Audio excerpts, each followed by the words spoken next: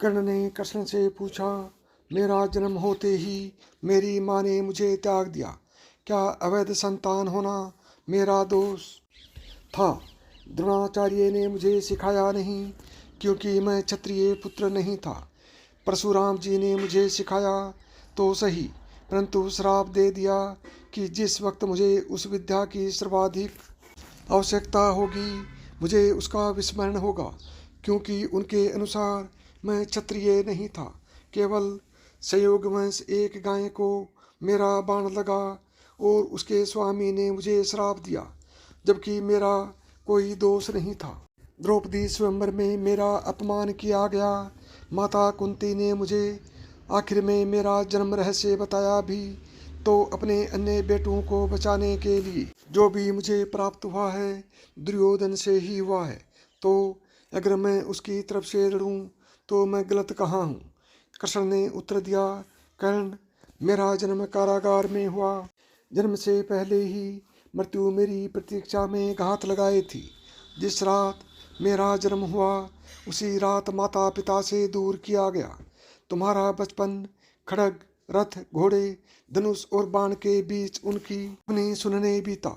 मुझे ग्वाले की गौशाला मिली, गोबर मिला और खड़ा होकर चल भी पाया। उसके पहले ही कई प्राणघातक हमले झेलने पड़े। कोई सेना नहीं, कोई शिक्षा नहीं, लोगों से ताने ही मिले कि उनकी समस्याओं का कारण मैं हूँ। तुम्हारे गुरु जब तुम्हारे शौर्य की तारीफ कर रहे थे, मुझे उस उम्र में कोई शिक्षा भी नहीं मिली थी। जब मैं 16 वर्षों का हुआ तब वहीं जाकर ऋषि संदीपन के गुरुकुल पहुंचा। तुम अपनी पसंद की कन्या से विवाह कर सके। जिस कन्या से मैंने प्रेम किया वो मुझे नहीं मिली और उनसे विवाह करने पड़े जिन्हें मेरी चाहत थी या जिनको मैंने राक्षसों से बचाया था। मेरे पूरे समाज को यमुना के किनारे से हटाकर एक दूर समुद्र के किनारे बसाना पड़ा। उन्हें जरासंध से बचाने के लिए रण से पलायन के कारण मुझे भीरू भी कहा गया। अगर दुर्योधन युद्ध जीतता है तो तुम्हें बहुत श्रेय मिलेगा। धर्मराज अगर जीतता है तो मुझे क्या मिलेगा? मुझे केवल युद्ध और युद्ध से निर्माण हुई समस्याओं के लिए दोष दिया जाएगा। एक बात का स्मरण रहे कर्ण, हर किसी को जिंदगी चुनौतियां देती है। जिंदगी किसी के भी साथ न्याय नहीं करती। दुर्योधन ने अन्याय का सामना किया है तो युधिष्ठिर ने भी अन्याय भुगता है, लेकिन सत्य धर्म क्या है यह तुम जानते हो।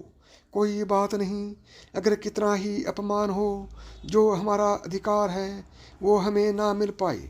महत्व इस बात का है कि तुम उस समय उस संकट का सामना कैसे करते हो।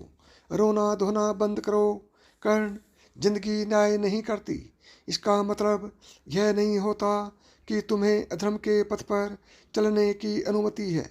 तो साथियों, यदि आप भगवान श्री कृष्ण के सच्चे भक्त हैं तो अभी मिथांस की कहानियाँ यूट्यूब चैनल को सब्सक्राइब करें। जय श्री कृष्ण।